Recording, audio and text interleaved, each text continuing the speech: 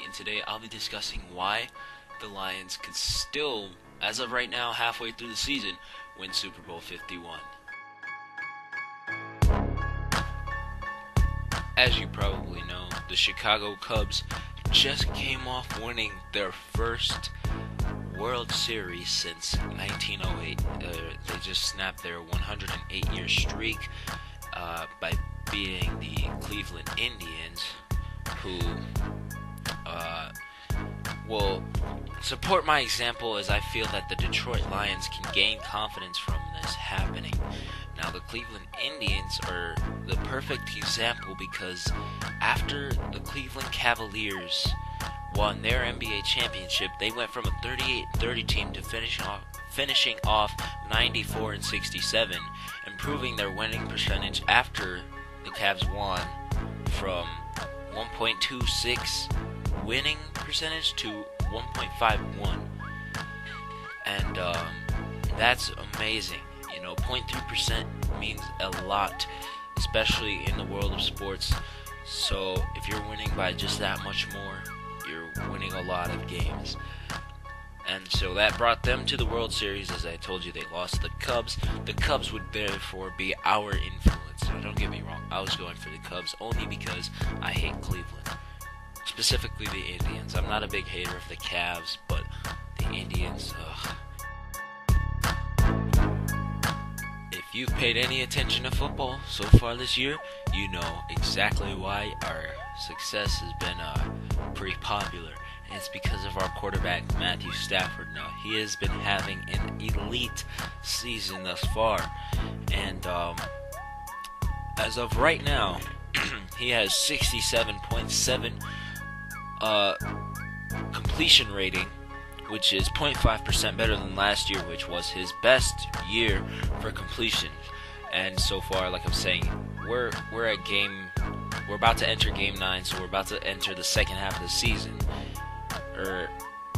Yes. And basically, what I'm saying here is the Detroit Lions are doing better right now because of Matthew Stafford. Now, we could have had a better start, don't get me wrong, but our start is decent because of this guy.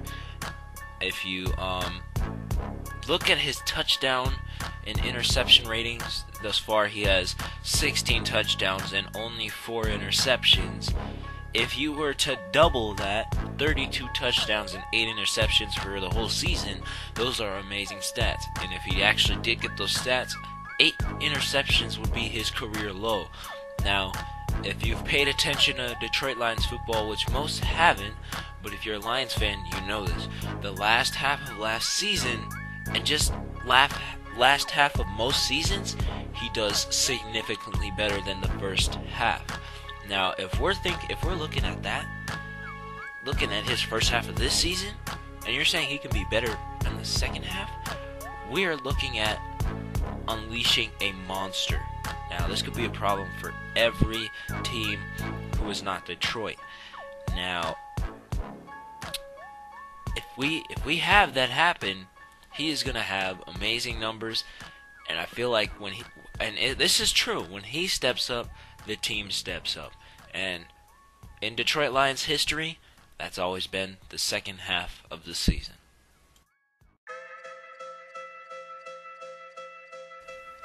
And as you guys know, with all good news comes bad news.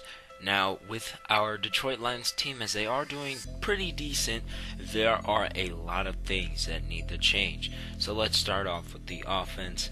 I said receivers, we need to work on having less drops. I'm pretty sure we're leading the league right now. I know Golden Tate has the most drops as a single person in the league right now, which that's Demaryius Thomas's job. Leave that to him. Alright, so we get rid of the drops.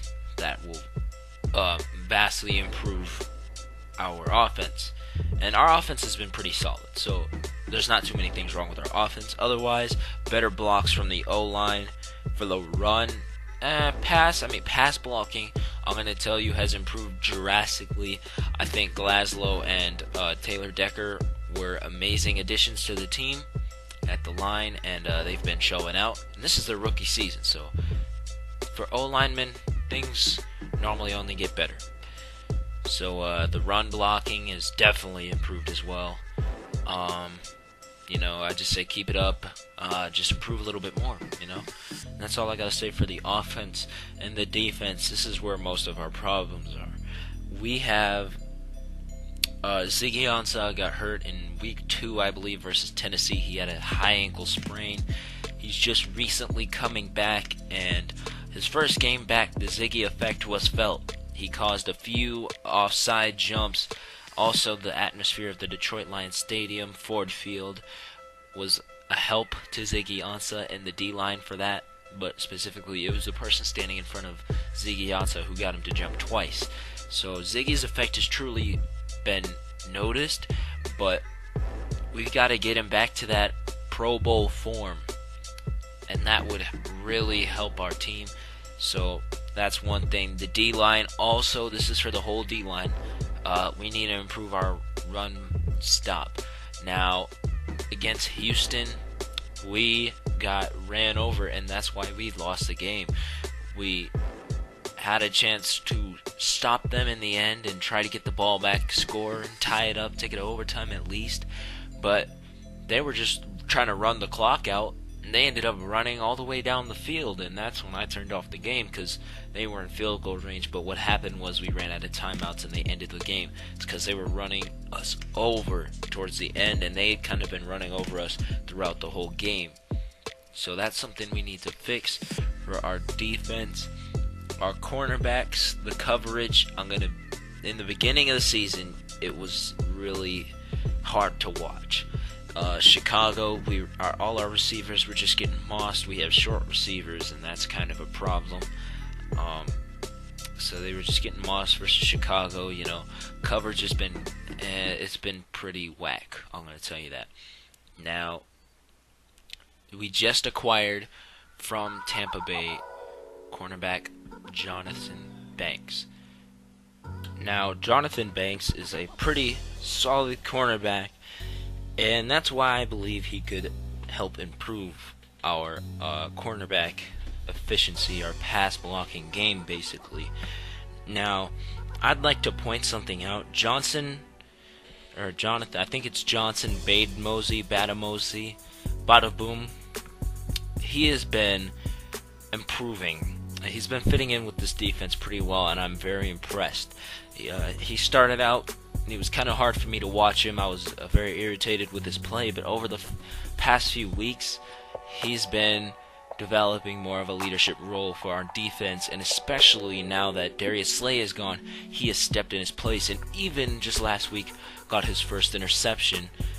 Read the quarterback very well, better than DeAndre Hopkins did, and got an interception. So with him improving, that's going to really help our defense a lot. He's taking in that leadership role. And also Darius Slay, he's hurt, and before he was hurt, he was getting his ankles broken all the time. I just see, like, off the line, receivers would hit a simple move, and he couldn't keep up. So that's something he's got to work on. He's got to work on staying on his toes and knowing what to react to, because it could be good, but it could be bad. And I know they watch film in the NFL, so this is what, if they didn't, probably wouldn't hurt him, but because they do, they know that he falls for moves a lot easier. So the coaches will probably tell the receivers, hit a double move or something on it, because he's gonna go after that first move. He likes to attack, and don't get me wrong, it can be good sometimes when they actually only do one move and he reads it well and he goes that way with them and he stops pass, gets a pick or something like that. But most of the time they don't do that, and they hit him with a double move and he's going the wrong way. So, and then they get a first down. So that's what his problem has been. But don't get me wrong, his presence is better than without. We will need him. If we want to win a Super Bowl, we will need him back in our lineup. I'm not sure. Like I said, Bade Mosey, he's been improving. I don't know if he would take that starting role or that number 1 role at cornerback. If Darius would keep it when he comes back, we'll have to see how good Bade Mosey does. Tomorrow will be a good example versus Sam Bradford and the Minnesota receivers, and I think it'll be a good test for him. But first, we have to see what he can do, as he's getting one of the team captain's spots tomorrow. And when Darius Slay gets back, we're going to see if those two can get together, because I know Johnson, like I said, he's improving. So if he's improving, he turns into a good number one quality cornerback, and Darius Slay's also a number one quality cornerback. That's some shutdown shit right there. So that's what we want.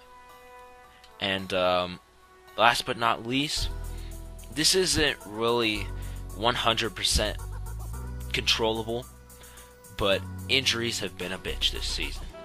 And DeAndre Levy has basically been hurt the whole season, just coming back from not even playing many games last year. I don't think he played any, but you can correct me if I'm wrong. All I know is I never saw him play last year, and now I haven't seen him play. I can't recall seeing him play this year. I know he has, but I haven't seen it because he's never here. He's always hurt. He's been hurt for the past 2 years, and I'm not sure if he's coming back. Now, Darius Slay, questionable for this week. I'm not sure if he's going to return, like I said, because it's questionable.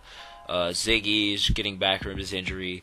Theo came back from his injury and had an amazing impact. He had 19 fantasy points, and I didn't start him. And Haloti Ngata will probably be back as well from his injury. They were saying that last week, and things are been looking pretty good apparently to Lions News, that he probably will be back. And if that didn't make any sense, my bad. Just pause and go back and listen to it again and try to comprehend what the hell I just said. And as you guys all know, this was kind of something that a lot of people were hyped about. His season, Amir Abdullah, and that came to an end really early in the season. He had a foot injury, and it didn't seem to be too bad when he first went out. He was able to walk himself to the sideline, so I thought he was fine. And then it turns out he's out for the season, so that was kind of that one kind of hurt there. But it is what it is, and I still think we can win the Super Bowl without him. So, no offense, nothing against Amir Abdullah. I'm just saying, I feel like our offense can have its alternatives, as running wasn't even our main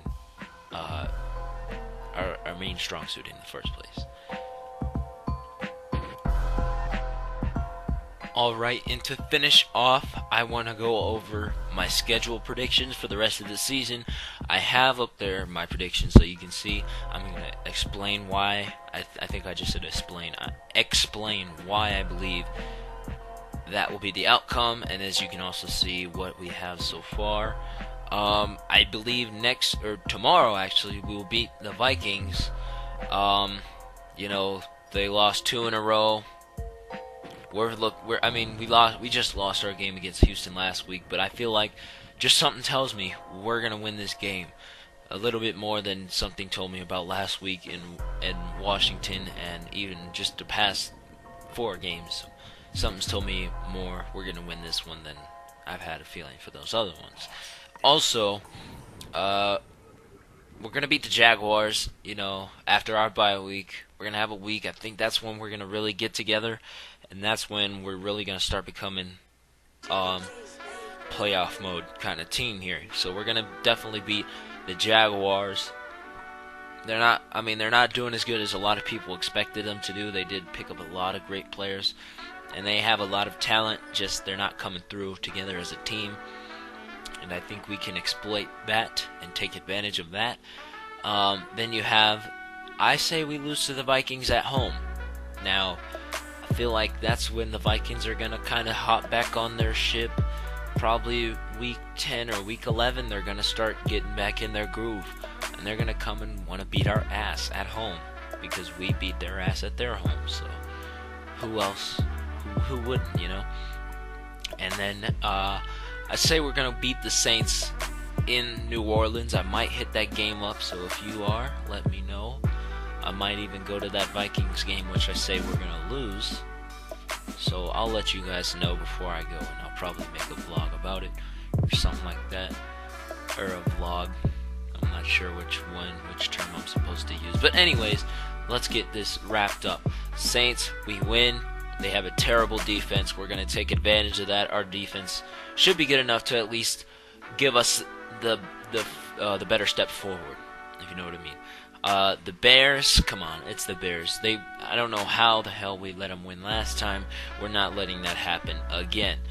The Giants, they're a solid team, but we just have to win this game. We're gonna win that game. Cowboys, now this one's interesting. This is the one damn game that I'm not gonna need my ticket for, Sunday ticket, and we're gonna lose. You know, unless I'm just putting losses because I'm just gonna assume the Cowboys aren't gonna be 100% stupid and start Tony Romo when he gets back. If he's not, well, let's just say he gets back and gets hurt, I wouldn't be shocked about that. And then Dak's back in, but that might lower Dak's confidence. So if Dak gets benched and comes back, you know, I feel like that's going to be a problem. If that's not going to be a big problem. We could probably win. With Tony Romo starting, we're definitely going to win. If Dak never gets benched and he's playing all the way up there, we're definitely taking that L. And in my situation, I'm looking for worst case scenario. So that's why I'm going to give us this L here. Packers, we have to win. I know we're going to win that game. You know, this isn't a team. I don't think we've lost 2 in a row to this team for the past 3 seasons, and I'm going to hope that doesn't keep up. You know, and also last year with the Vikings, where I believe we're going to at least get 1 win, possibly 2, is because we got swept last year. We swept them the year before, and we got swept last year. I don't think most of the team is coming back from last year's squad, and I'm doubting they're going to want to have that happen again. But then again, I said the first time we see the Packers this year, we're going to kick their ass because of the bullshit they did to us last year. But I was wrong about that. I mean, we tried to get a comeback, but we lost. It's all good.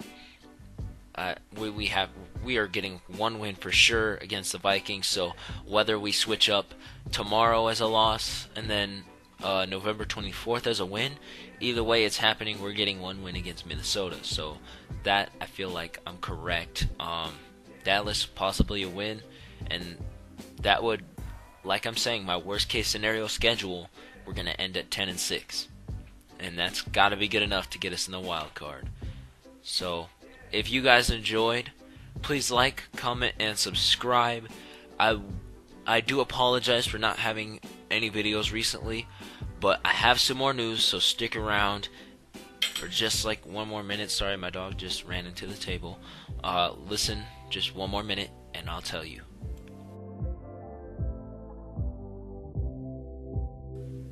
Alright, so me and my boys are all making a YouTube channel.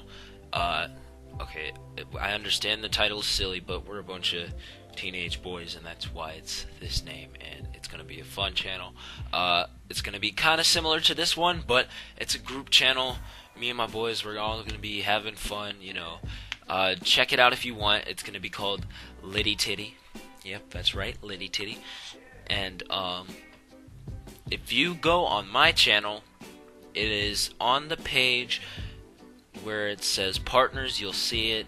This is the logo to the channel. So yeah, if you are interested, we'll probably start making videos in mid-December, around Christmas time. I'm gonna tell you that. So sub early, so you could say you were subbing before we even had videos, because we'll blow up, I promise, just for those people. And if you're not even subbed to my channel, you need to do that, because I've already put out like almost 50 videos in like less than half of a year. So I'm balling. Even though I haven't put out a video in a month, this is my first one in a month, I'm still balling. I'm putting out a lot of shit. So please like, comment, and subscribe. Check this channel out, LittyTitty. And that's it. Jaboogie out. Thanks for watching.